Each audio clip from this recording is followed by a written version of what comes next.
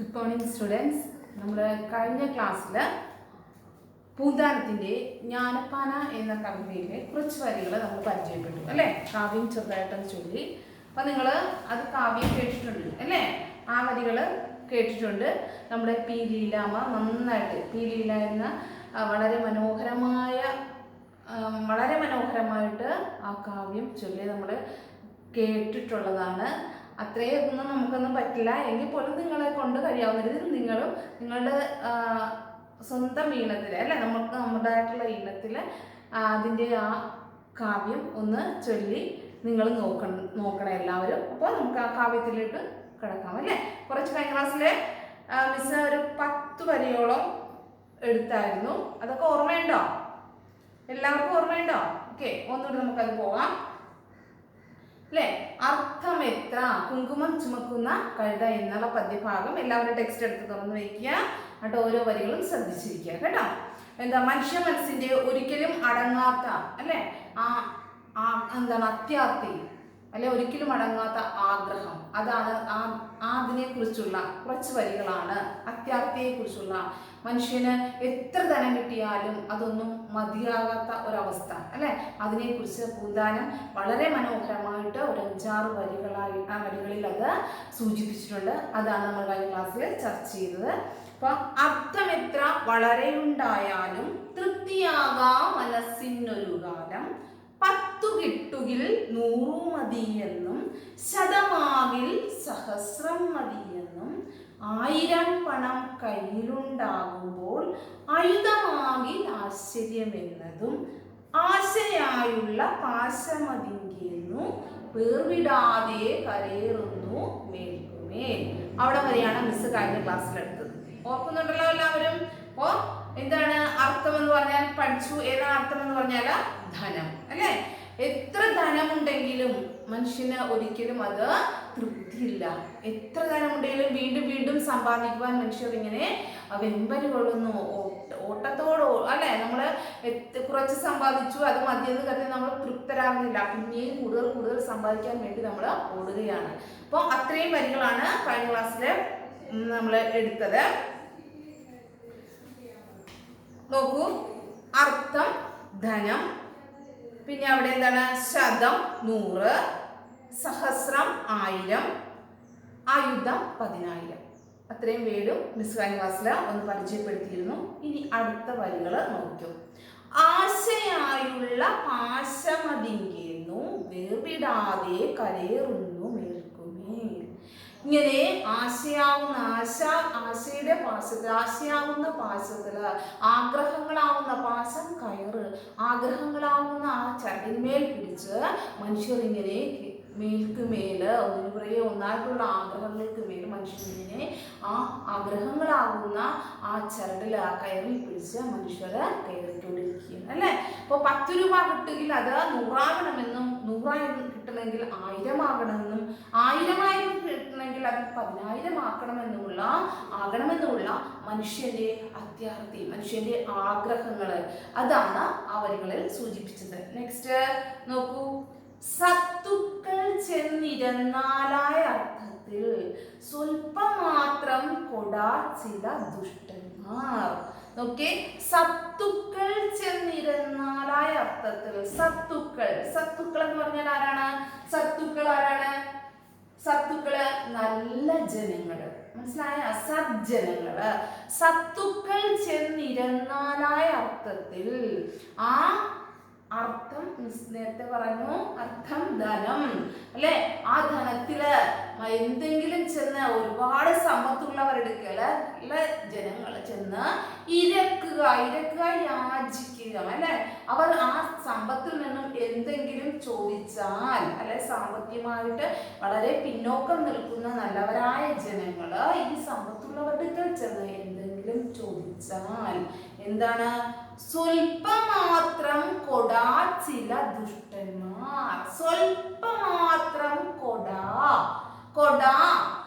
എന്താ വാക്ക് കേട്ടിട്ടുണ്ടോ? കുടയല്ല കേട്ടോ, കൊട എന്ന് പറഞ്ഞാല് എന്താണ്? കൊടുക്കുകയില്ല. കൊട എന്ന് പറഞ്ഞാൽ അവിടെ നോക്കൂ, ഇവിടെ നോക്കിയ അർത്ഥമുണ്ട്. കൊട കൊടുക്കുകയില്ല. ഈ ആ എന്നുള്ള ആ ചിഹ്നം മാറ്റിക്കഴിഞ്ഞാൽ കൊട എന്ന് പറഞ്ഞാൽ കൊടുക്കുക എന്ന്. ഇപ്പൊ ഒരു ചിഹ്നം മാറിയപ്പോൾ നോക്കിയ അർത്ഥ വ്യത്യാസം കണ്ടോ? കൊട കൊടുക്കുക, കൊട കൊടുക്കുകയില്ല. എന്താണ്? ധാരാളം സമ്പത്തുള്ളവന്റെ അടുക്കൽ ചെന്ന് എന്താണ് നല്ലവരായ ജനങ്ങള് ചെന്ന്, എന്നാൽ നല്ലവരായ ജനങ്ങളാണ്, എന്നാൽ സാമ്പത്തികമായിട്ട് വളരെയധികം ബുദ്ധിമുട്ട് അനുഭവിക്കുന്നവരാണ്. അവർ ചെന്ന് എന്തെങ്കിലും ഇരുന്നാൽ, എന്തെങ്കിലും യാചിച്ചാൽ, ആ ധനത്തിൽ നിന്നും എന്തെങ്കിലും കുറച്ച് പണം ചോദിച്ചാൽ സ്വല്പം പോലും, അല്പം പോലും കൊടുക്കുകയില്ല ചില ദുഷ്ടന്മാരായ ജനങ്ങള്. എന്നുവെച്ചാൽ അവർക്കുള്ള സമ്പത്തിൽ നിന്നും മറ്റുള്ളവർക്ക് ആർക്കും കൊടുക്കുവാൻ അവർക്ക് താല്പര്യമില്ല, അല്ലെ? സ്വന്തം കാര്യം നോക്കി സമ്പാദിക്കുന്നവർ, അവരവരുടെ ആവശ്യങ്ങൾക്ക് വേണ്ടി മാത്രം വിനിയോഗിക്കുന്ന ജനങ്ങളെയാണ് ഇവിടെ പൂന്താനം നമുക്ക് വരച്ചു കാട്ടി തരുന്നത്. ഓക്കെ, സത്തുക്കൾ ചെന്നിരുന്നാലായ അർത്ഥത്തിൽ സ്വല്പമാത്രം കൊടാ ചില ദുഷ്ടന്മാർ. ചത്തുപോം നേരം വസ്ത്രം അതുപോലും ഒത്തിടാ കൊണ്ടുപോകാൻ ഒരുത്തർക്കും. കണ്ട, എന്താണ്? ചത്തുപോ നേരം വസ്ത്രം അതുപോലെ, നമ്മൾ ഉടുത്തിരിക്കുന്ന വസ്ത്രം പോലും കൊണ്ടുപോകാൻ പറ്റുമോ? നമ്മുടെ വസ്ത്രങ്ങളെല്ലാം എടുത്തിട്ട് പാക്ക് ചെയ്തിട്ടാണോ നമ്മൾ ചത്തുപോകുമ്പോൾ, നമ്മൾ വരച്ചു കഴിയുമ്പോൾ നമ്മുടെ വസ്ത്രങ്ങളെല്ലാം ഉടുത്തിരുന്ന വസ്ത്രമോ നമ്മൾ വാങ്ങിച്ചു വെച്ചിരുന്ന വസ്ത്രം എല്ലാം എടുത്തിട്ടാണോ നമ്മൾ പോകുന്നത്? അല്ല, അല്ലേ? നമ്മൾ മരിച്ചു കഴിഞ്ഞാൽ പിന്നെ എന്താണ് നടക്കുന്നത് നമുക്കറിയില്ല, അല്ലെ? എവിടെയാണെന്നോ എന്താണെന്നോ നമുക്കൊന്നും അറിയില്ല. അപ്പൊ അങ്ങനെയുള്ള മനുഷ്യര്, അല്ലെ, മരിച്ചു കഴിഞ്ഞാൽ നമ്മളുടെ ആ വാസം എവിടെയാണെന്നോ ഒന്നും അറിയാത്ത മനുഷ്യര്, ഈ ലൗകിക ജീവിതത്തിന്റെ പുറകിൽ കിടന്ന് പായുന്ന മനുഷ്യര് യഥാർത്ഥ ജീവിത സത്യം എന്താണെന്ന് മനസ്സിലാക്കുന്നില്ല, അല്ലെ? അതൊന്നും അറിയാതെയാണ് മനുഷ്യർ ഇങ്ങനെ വെമ്പല് കൊള്ളുന്നത്, ധനം സമ്പാദിക്കാൻ വേണ്ടി ആർത്തി കൂട്ടുന്നത്. നമ്മൾക്ക് നമ്മുടേതായിട്ടുള്ള ഒരു ജീവിതം കെട്ടിപ്പടുക്കുവാൻ വേണ്ടി, മറ്റുള്ളവരുടെ മുൻപിൽ ആഡംബരം കാണിക്കുവാൻ വേണ്ടി നാം ആരെയും നോക്കാതെ, ബന്ധുവെന്നോ സ്വന്തമെന്നോ നോക്കാതെ നാം സമ്പാദിച്ചു കൂട്ടുന്നു, അല്ലെ? അതെല്ലാം എന്താണ്? നിഷ്ഫലമായി നമുക്ക് കിട്ടുന്ന ആ ഇന്ന് കാണുന്ന സുഖഭോഗങ്ങളൊന്നും എല്ലാം അനശ്വരമായിട്ട് നിൽക്കുന്നതല്ല, അത് നശ്വരമാണ്. ഏത് സമയത്ത് വേണേലും അതെല്ലാം നശിച്ചു പോകാം, അല്ലെ? നമ്മൾ ഒന്നിലും അഹങ്കരിക്കാൻ പാടില്ല. കാരണം നമ്മൾ ഇന്ന് കാണുന്നതൊക്കെ ഈശ്വരൻ തന്നതാണ്, അല്ലെ? ആ ഈശ്വരന് തന്നെ എല്ലാം തിരിച്ചെടുക്കുവാനുള്ള എന്താണ് കഴിവുമുണ്ട്. അപ്പോൾ ഈ കിട്ടുന്ന സൗഭാഗ്യങ്ങൾ അഹങ്കരിക്കാതെ മറ്റുള്ളവരോട് ദയോട് പെരുമാറാനും ഈശ്വര സാക്ഷാത്കാരത്തിന് വേണ്ടി പ്രയത്നിക്കുവാനുമാണ് കവി ഇവിടെ നമ്മളോട് പറയുന്നത്. നോക്കൂ, ഇവിടെ ഈ വരികൾ എന്താണ്? സത്തുക്കൾ, സജ്ജനങ്ങൾ, നല്ല ജനങ്ങള് എന്താണ്? കൂടുതൽ ധനമുള്ളവരുടെ അർത്ഥം ധനം കൂടുതലുള്ളവരുടെ ചെന്ന് എന്തെങ്കിലും ഇരുന്നാൽ, എന്തെങ്കിലും യാചിച്ചാൽ അല്പം പോലും കൊടുക്കുകയില്ല ചില ദുഷ്ടന്മാരായ ജനങ്ങള്. അങ്ങനെയുള്ളവർക്ക് എന്താണ്? ചത്തുപോ നേരം വസ്ത്രം അതുപോലും ഒത്തിടാ കൊണ്ടുപോകും. നമ്മള് മരിച്ചു പോകുമ്പോൾ നമ്മൾ നമ്മുടെ വസ്ത്രം പോലും എടുക്കുന്നില്ല, നമ്മൾ ഉടുവസ്ത്രം പോലും ഇല്ലാതെ നമ്മൾ പോകുന്നില്ല, നമുക്ക് ഒന്നുമില്ല. ആരൊക്കെയോ നമ്മളെ എന്തൊക്കെയോ വസ്ത്രങ്ങൾ അണിയിക്കുന്നു, നമ്മൾ അങ്ങനെ നമ്മളുടെ ആ ദേഹം എന്താണ് ഒന്നുകിൽ അത് സംസ്കരിക്കുക, എങ്ങനെയാന്ന് വെച്ചാൽ അത് ആ രീതിയിൽ പോകും, അല്ലെ? അതല്ലാതെ നമ്മളൊന്നും അറിയുന്നില്ല. പക്ഷെ അത് വല്ലതും മനുഷ്യൻ ഓർത്തിട്ടാണോ ഇന്ന് ജീവിക്കുന്നത്? അല്ല, അല്ലെ? നമ്മള് കാണുന്ന ജനങ്ങൾ, നമ്മുടെ മുന്നിലുള്ള ജനങ്ങളോടാണെങ്കിൽ പോലും യാതൊരു വിധത്തിലുള്ള ദയവും കാണിക്കാതെ, യാതൊരു വിധത്തിലുള്ള മര്യാദയും കാണിക്കാതെ, സ്നേഹവും കാണിക്കാതെ ജീവിക്കുന്ന എത്രയോ ജനങ്ങൾ നമ്മുടെ കൺമുൻപിലുണ്ട്, അല്ലെ? അപ്പോൾ അവരുടെ എല്ലാം ഉള്ള ഒരു താക്കീത് എന്നുള്ള രീതിയിൽ, അവരുടെ ഉള്ള ഒരു സന്ദേശം എന്ന രീതിയിലാണ് കാവ്യം രചിച്ചിട്ടുള്ളത്. നോക്കിയോ, അടുത്ത വരികളിലേക്ക് കടക്കാം. പശ്ചാത്താപമൊരെള്ളോളമില്ലാതെ വിശ്വാസപാതകത്തെ കരുതുന്നു. പശ്ചാത്താപമൊരെള്ളോളമില്ലാതെ, പശ്ചാത്താപം ചെയ്തത് തെറ്റായി പോയെന്നുള്ള തിരിച്ചറിവില്ലാതെ, അല്ലെ? നമുക്കൊരു കാര്യം എന്തെങ്കിലും ഒന്ന് ചെയ്താൽ അത് തെറ്റായി പോയി എന്ന് നമ്മുടെ മനസ്സിൽ തോന്നണം, നമ്മുടെ മനസ്സാക്ഷിക്ക് തോന്നണം, അല്ലെ? അവിടെ പശ്ചാത്താപമുണ്ട്. ഇവിടെ പശ്ചാത്താപം ഒട്ടുമില്ലാതെ നമ്മൾ എന്താണ്? വിശ്വാസവഞ്ചന ചെയ്യുകയാണ്. നമ്മൾ തെറ്റുകൾ ചെയ്ത നമ്മുടെ തെറ്റുകൾ ഇങ്ങനെ പെരുകി വരുന്നു. നമ്മൾ ഓരോ ദിവസവും ഓരോ തെറ്റുകളിലേക്ക് ചെന്ന് ചാടുന്നു. വിത്തത്തിലാശ, അടുത്ത വരെ നോക്കൂ. വിത്തത്തിലാശ പറ്റുക ഹേതുവായി സത്യത്തെ ത്യജിക്കുന്നു ചിലരവോ. വിത്തത്തിലാശ പറ്റുക ഹേതുവായി, വിത്തം ധനം, കേട്ടോ, സമ്പത്ത് എന്നർത്ഥം. വിത്തത്തിലാശ, സമ്പത്തിൽ ആശയുള്ളത് കാരണം, ഹേതു കാരണം, സമ്പത്തില് വിത്തത്തിൽ ആശ പറ്റുക ഹേതുവായി. ധനത്തില് ആഗ്രഹമുള്ളത് കാരണം എന്താണ്? സത്യത്തെ ത്യജിക്കുന്നു ചിലരവോ. സത്യത്തെ ത്യജിക്കുന്നു അല്ലെ, സത്യത്തെ ഒഴിവാക്കുന്നു. ത്യജിക്കുക, സത്യത്തെ ത്യജിക്കുന്നു ചിലരവോ. ധനത്തിനോടുള്ള ആഗ്രഹം കൊണ്ട്, സമ്പത്തിനോടുള്ള ആഗ്രഹം കൊണ്ട് എന്താണ് ചെയ്യുന്നത്? സത്യത്തെ ത്യജിക്കുന്നു. നല്ലതെന്നോ ചീത്തയെന്നോ നമുക്ക് തിരിച്ചറിവില്ലാതെ ധനത്തോടുള്ള ആർത്തി കൊണ്ട് നമ്മൾ ഓരോ തെറ്റുകളും ഓരോ കാര്യങ്ങളും ഓരോ പ്രവൃത്തികളും നമ്മൾ ചെയ്യുന്നു അല്ലേ? ചിലപ്പോൾ അത് ചെയ്യുന്നത് നീതികേടാണ്, അത് അസത്യമാണ്, അല്ലെങ്കിൽ നേരായ രീതിയിലല്ല എന്ന് നമ്മൾ ഒക്കെ കാണുന്നു. നമ്മൾക്കറിയാമെങ്കിൽ പോലും ധനത്തിന് വേണ്ടി, ധനം സമ്പാദിക്കാൻ വേണ്ടി ഓരോ കർമ്മങ്ങൾ ചെയ്തു കൂട്ടുകയാണ് അല്ലേ? നമ്മൾ പത്രങ്ങളിലൊക്കെ വായിക്കുന്നതാണ്. നമ്മൾ ഇപ്പോഴും കഴിഞ്ഞ ദിവസവും നമ്മളിപ്പോൾ പത്രങ്ങളിലൊക്കെ കാണുന്നല്ലേ, സ്വർണ്ണക്കടത്തിന്റെ കാര്യമൊക്കെ നിങ്ങൾ കാണുന്നതാണ് അല്ലേ? എന്തിനു വേണ്ടിയാണത്? എല്ലാ ആൾക്കാരും, നമ്മൾ എന്തുമാത്രം പ്രശസ്തരായ ആൾക്കാരാണ് അതിന്റെ പിന്നിലുണ്ടെന്നൊക്കെ നമ്മൾ കണ്ടു അല്ലേ? ഇപ്പൊ അതിന്റെ കേസ് നടന്നിട്ട് നമ്മൾ മാധ്യമങ്ങളിലൂടെ കാണുന്നത്. ഇതൊക്കെ എന്തിനു വേണ്ടിയാണ്? പണം സമ്പാദിക്കാൻ വേണ്ടിയാണ് അല്ലെ? പേരും പെരുമയും എല്ലാം നഷ്ടപ്പെടുകയാണ് അവിടെ അല്ലെ? അതുപോലെ ഉണ്ടായിരുന്ന എല്ലാവരുടെയും വിശ്വാസവും സ്നേഹവും എല്ലാം നഷ്ടപ്പെടുകയാണ്. അപ്പൊ ഇതൊക്കെ എന്തിനു വേണ്ടിയാണ്? ധനം സമ്പാദിക്കാൻ വേണ്ടിയാണ്, സമ്പത്ത് ഉണ്ടാക്കാൻ വേണ്ടിയാണ്. എല്ലാവരുടെയും മാനം അല്ലെ, അഭിമാനം എല്ലാം നഷ്ടപ്പെടുത്തി മനുഷ്യർ ഓരോ പ്രവൃത്തി ചെയ്യുന്നു, സത്യത്തെ ത്യജിക്കുന്നു അല്ലെ? സത്യം ഇനി എന്താണെന്ന് നോക്കൂ. സത്യമെന്നതു ബ്രഹ്മമതു തന്നെ സത്യമെന്നു കരുതുന്നു സത്തുക്കൾ. നല്ല ജനങ്ങൾക്കറിയാം എന്താണ്, സജ്ജനങ്ങൾക്കറിയാം എന്താണ് സത്തുക്കൾ, സജ്ജനങ്ങൾ. നല്ല ജനങ്ങൾക്കറിയാം സത്യം എന്നത് ഈശ്വരനാണ്. ബ്രഹ്മം എന്ന് പറഞ്ഞാൽ ആരാണ്? എന്താണ്? ഈശ്വരൻ. സത്യം എന്നാൽ അത് ഈശ്വരനാണ്. അപ്പൊ അതുകൊണ്ട് ഒരിക്കലും അസത്യം പറഞ്ഞുകൂടാ, സത്യമല്ലാത്ത വാക്കുകൾ പറഞ്ഞുകൂടാ. നമ്മൾ കുഞ്ഞുങ്ങളുടെ അടുക്കളാണെങ്കിലും ക്ലാസ്സുകളിലാണെങ്കിലും കുഞ്ഞിന് ചെറുതായി വരുമ്പോഴേ നമ്മൾ കുട്ടികളോട് പറയാറുണ്ട് എന്താണ്? നുണ പറയരുത് അല്ലെ, അസത്യം പറയരുത്. എന്ത് കാര്യമായിക്കോട്ടെ, ചെയ്തെങ്കിൽ അത് ചെയ്ത് സത്യമായിട്ടുള്ള കാര്യം മാത്രം പറയുക. മറ്റുള്ളവർക്ക് വേണ്ടിയാണെങ്കിലും സ്വന്തം ലാഭത്തിന് വേണ്ടിയാണെങ്കിലും പോലും നാം അസത്യം പറയരുത്. നമ്മൾ പറയാറുണ്ടല്ലോ, തല പോയാലും സത്യം മാത്രമേ പറയാവൂ. അതെ, സത്യം മാത്രം പറയുക. ജീവിതത്തിൽ ഏറ്റവും വലിയ നേട്ടവും തന്നെയാണ് സത്യം പറയുക. എന്ത് കാര്യമാണെങ്കിലും നാം ചെയ്തെങ്കിൽ അത് ചെയ്ത് തെറ്റായി പോയി നമുക്കറിയാമെങ്കിൽ അത് ചെയ്തു, എൻ്റെ കയ്യിൽ നിന്ന് അറിയാതെ തെറ്റ് ചെയ്തു പോയി, അല്ലെങ്കിൽ ഞാൻ അറിയാതെ ചെയ്തു പോയി, അത് പറയുമ്പോഴാണ് അവൻ വലിയവനാകുന്നത്, മറ്റുള്ളവരുടെ മുമ്പിൽ പ്രശംസനീയമായിട്ടുള്ള ഒരു വ്യക്തിയായി തീരുന്നത് അല്ലേ? ഇവിടെ നമ്മൾ കഴിഞ്ഞ ക്ലാസ്സിൽ നമ്മൾ എന്താണ് സ്വാമി വിവേകാനന്ദന്റെ പാഠം പഠിച്ചായിരുന്നു ഇല്ലേ? എന്താണ് സ്വാമി വിവേകാനന്ദന്റെ സത്യസന്ധമായ ഒരു പ്രവൃത്തി, ക്ലാസ്സിൽ നടന്ന ഒരു കാര്യത്തെക്കുറിച്ചുള്ള ഒരു പാഠം നമ്മൾ ഒരു സംഭവം നമ്മൾ കഴിഞ്ഞ ക്ലാസ്സിൽ പറഞ്ഞു അല്ലെ?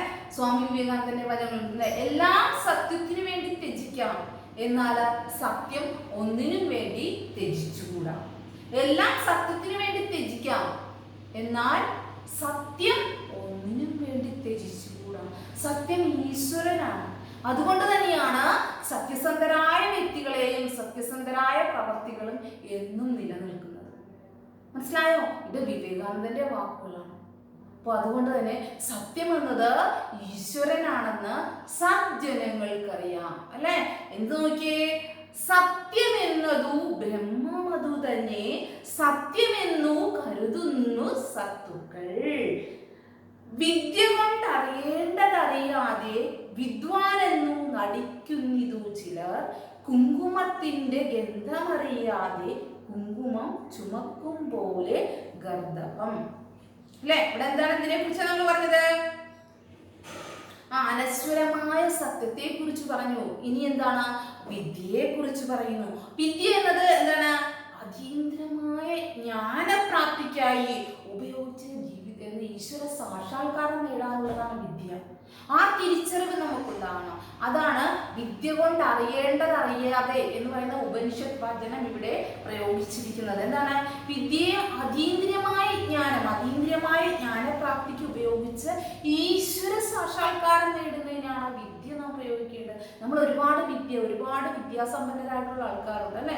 നമ്മൾ ചിലരുടെ പറയുന്നത് ഒരുപാട് പഠിച്ചവരൊക്കെയാണ്, പക്ഷെ എന്താണ്? ഒരു മര്യാദയില്ല മറ്റുള്ളവരോട് പെരുമാറേണ്ടത് എങ്ങനെയാണെന്ന് അറിയില്ല. അപ്പം അല്ലേ, നമ്മൾ ഒരുപാട് വിദ്യ അഭ്യസിച്ചെങ്കിലും അത് എങ്ങനെ പ്രയോഗിക്കണം, എങ്ങനെ പെരുമാറണം, മറ്റുള്ളവരോട് എങ്ങനെ പെരുമാറണം എന്നൊന്നും അറിയാൻ വയ്യാത്തവരുണ്ട്.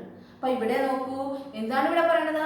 വിദ്യ കൊണ്ട് അറിയേണ്ടതറിയാതെ വിദ്വാൻ എന്നു നടിക്കുന്നിതു ചിലർ. കുങ്കുമത്തിന്റെ ഗന്ധമറിയാതെ കുങ്കുമം ചുമക്കും പോലെ ഗർദഭം. കുങ്കുമത്തിന്റെ ഗുണമറിയാതെ, അല്ലെ, കുങ്കുമത്തിന്റെ ഗുണമറിയാതെ അത് ചുമന്നുകൊണ്ട് പോകുന്ന കഴുതയെ പോലെയാണ്. അതിന്റെ കുങ്കുമത്തിന്റെ സുഗന്ധം അറിയാതെ, അതിന്റെ പ്രത്യേകത അറിയാതെ അത് ചുമന്നുകൊണ്ട് പോകുന്ന കഴുതയെ പോലെയാണ്. ഇവിടെ നോക്കൂ, കുങ്കുമത്തിന്റെ ഗന്ധമറിയാതെ കുങ്കുമം ചുമക്കും പോലെ ഗർദഭം. ഗർദഭം എന്ന് പറഞ്ഞാൽ ഗർദഭം കഴുത കേട്ടോ. കുങ്കുമത്തിന്റെ ഗന്ധമറിയാതെ അത് ചുമന്നുകൊണ്ട് കിടക്കുന്ന, അത് ചുമക്കുന്ന കഴുതയെ പോലെയാണ് വിദ്യ അറിയാതെ വിദ്വാൻ എന്ന് നടിക്കുന്നവര്. വിദ്യയുടെ മഹത്വം മനസ്സിലാക്കാതെയാണ് ആ വിദ്വാൻ എന്ന് പറഞ്ഞ് ഞെളിഞ്ഞു നടക്കുന്നത്. അത് എതുപോലെയാണ്? കുങ്കുമത്തിന്റെ ഗുണമറിയാതെ അത് ചുമന്നു നടക്കുന്ന കഴുതയ്ക്ക് തുല്യമാണെന്നാണ് ഇവിടെ പറയുന്നത്. മനസ്സിലായോ? അത്രയുമാണ് നിങ്ങൾക്ക് പദ്യഭാഗത്തിലുള്ളത്. ഒന്നുകൂടെ നോക്കിയോ, പറഞ്ഞുതരാം. ആശയായുള്ള അർത്ഥമെത്ര വളരെയുണ്ടായാലും തൃപ്തിയാകാം മനസ്സിനൊരു കാലം. 10 കിട്ടുകിൽ 100 മതിയെന്നും ശതമാകിൽ സഹസ്രം മതിയെന്നും. 1000 പണം കയ്യിലുണ്ടാകുമ്പോൾ അയുധമാകിൽ ആശ്ചര്യമെന്നതും. ആശയായുള്ള പാശമതിങ്കേന്നു വേർവിടാതെ കരേറുന്നു മേൽക്കുമേൽ. അപ്പൊ അത്രയും നമ്മൾ കഴിഞ്ഞ ക്ലാസ്സിൽ പഠിച്ചതാണ്.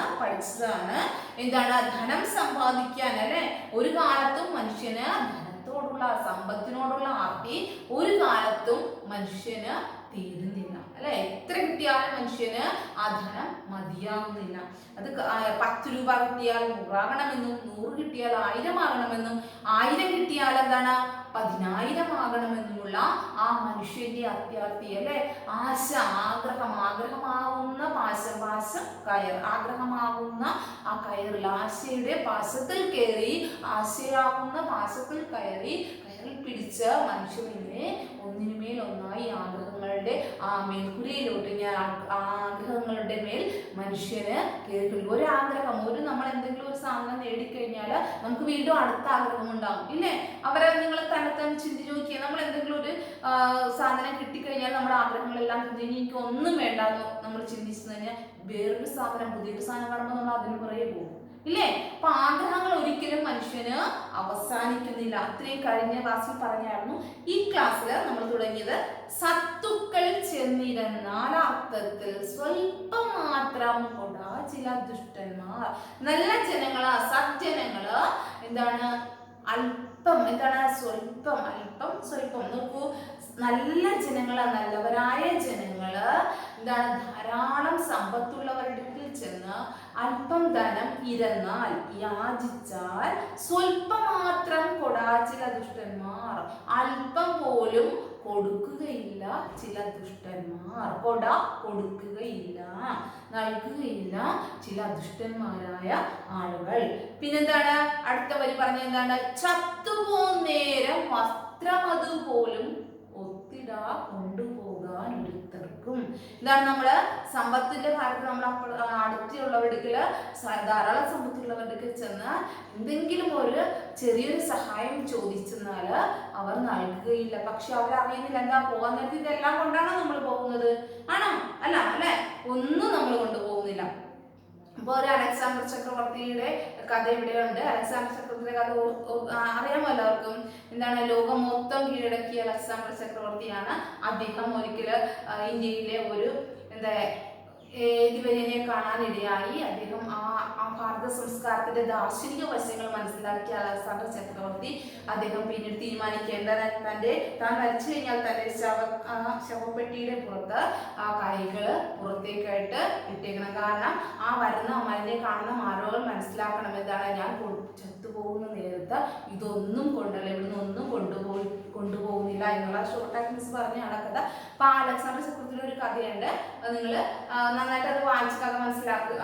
കഥ നമുക്ക് കിട്ടും, എവിടെ നിന്നുള്ള വായിക്കാനൊക്കെ കിട്ടുന്നതാണ്, അപ്പൊ ഒന്ന് വായിക്കുക. അപ്പൊ അതുപോലെ ഇവിടെ എന്താണ്, ഒന്നും കൊണ്ടുപോകുന്നില്ല. എത്രയൊക്കെ കീഴടക്കിയാലും, ലോകം മുഴുവൻ കീഴടക്കിയ അലക്സാണ്ടർ ചക്രവർത്തിയുടെ കഥയാണ് മിസ് ഇപ്പോൾ ചെറുതായിട്ടൊന്ന് സൂചിപ്പിച്ചപ്പോ അലക്സാണ്ടർ ചക്രവർത്തിയെ പോലെ അത് പറയുന്നത് ലോകം മുഴുവൻ എന്തൊക്കെ നമ്മൾ കീഴ്പ്പെടുത്തിയാലും, നമ്മൾ എന്തൊക്കെ സമ്പത്ത് വാരിക്കൂട്ടിയാലും നമ്മൾ ഒന്നും തന്നെ എന്താണ് സ്വന്തം വസ്ത്രം പോലും കൊണ്ടുപോകുന്നില്ല, അല്ലെ? ഒന്നും കൊണ്ടുപോകുന്നില്ല ചത്തു. പക്ഷെ ഇതൊന്നും നമ്മൾ മരിക്കുന്ന നേരത്തെ ഒന്നും കൊണ്ടുപോകുന്നില്ല എന്ന തിരിച്ചറിവ് മനുഷ്യരുണ്ടോ? ഇല്ല, അല്ലെ? അതൊന്നുമില്ലാതെ നമ്മൾ സ്വാർത്ഥ ലാഭത്തിന് വേണ്ടി, സ്വന്തം കാര്യത്തിന് വേണ്ടി ജീവിക്കുകയും സമ്പാദിക്കുകയും ചെയ്യുകയാണ് ഇവിടെ മനുഷ്യർ.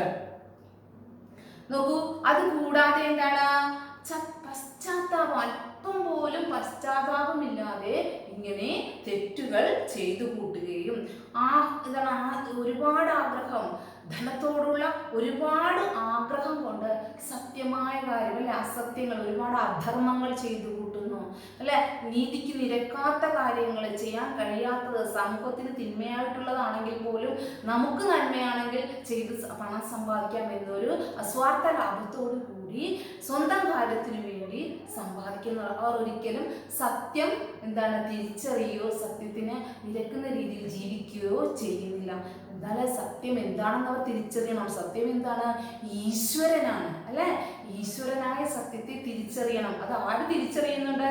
സജ്ജനങ്ങള് തിരിച്ചറിയുന്നുണ്ട്. ഈശ്വരനാണ് സത്യമെന്ന് സജ്ജനങ്ങള് തിരിച്ചറിയുന്നു. എന്നാൽ ദുഷ്ടന്മാരായ ജനങ്ങൾ അതൊരിക്കലും തിരിച്ചറിയുന്നില്ല. ഇവിടെ അത് പറയുന്നു, സത്യമെന്നതു ബ്രഹ്മം അതു തന്നെ സത്യമെന്നു കരുതുന്നു സത്തുക്കൾ.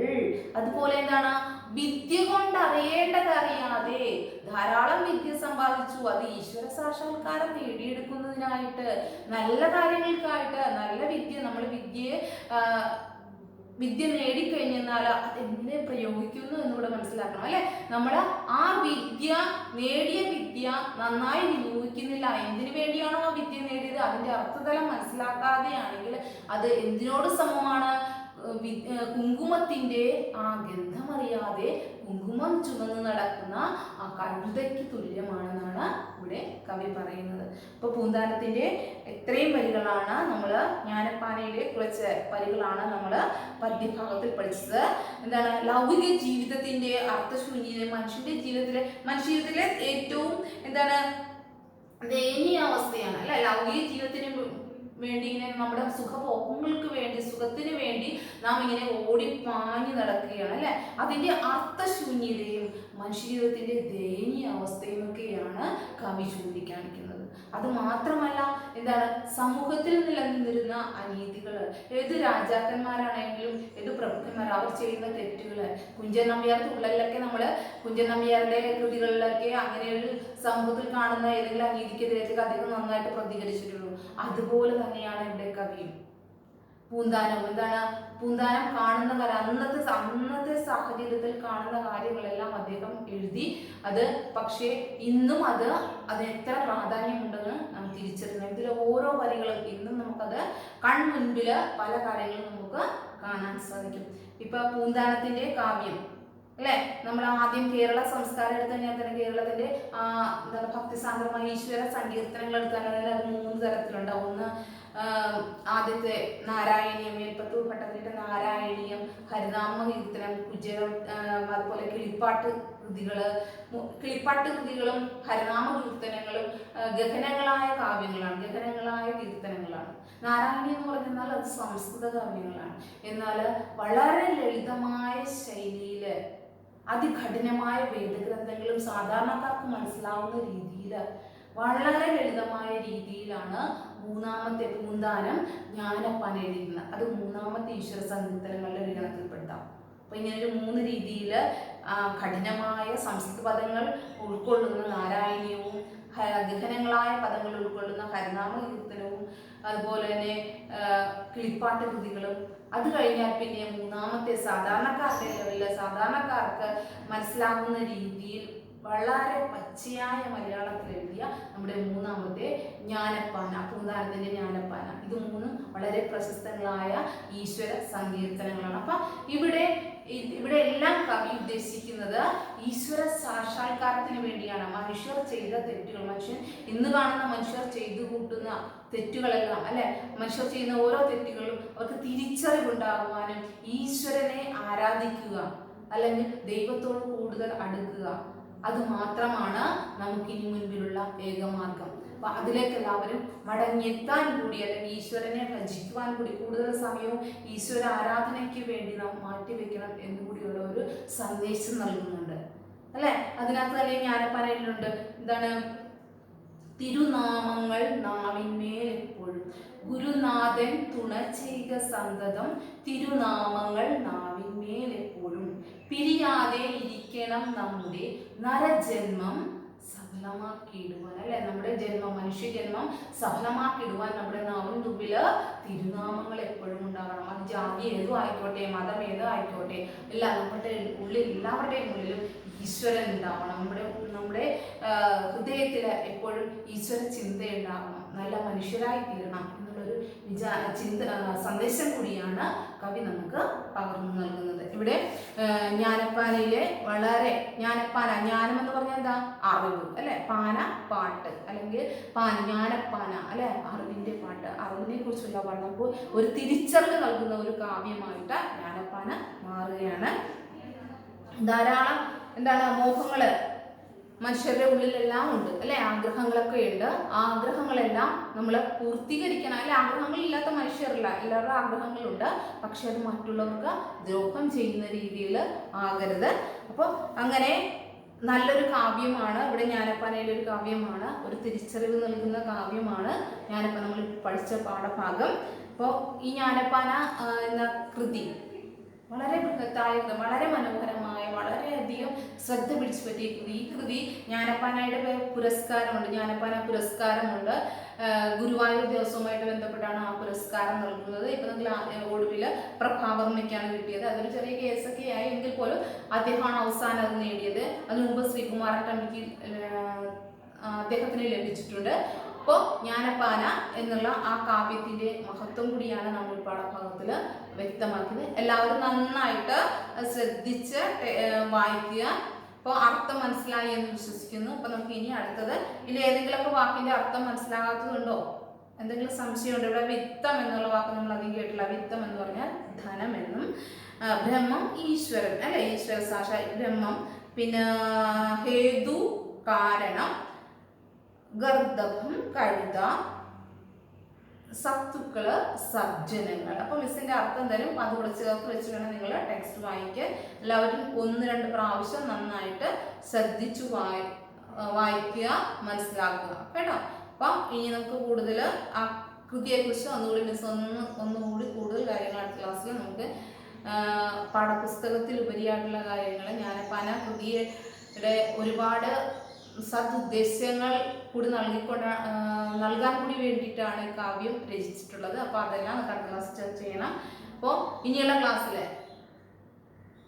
ചർച്ച ചെയ്യണം. അപ്പോൾ എല്ലാവരും വീട്ടിൽ സേഫായിട്ടിരുന്നുകൊണ്ട് നന്നായിട്ട് പഠിക്കുക. ഓക്കെ, അപ്പോൾ വീണ്ടും കാണാം ക്ലാസ്. നമുക്ക് ഇനി അടുത്ത ക്ലാസ്സിൽ വീണ്ടും കാണാം. Okay, thank you.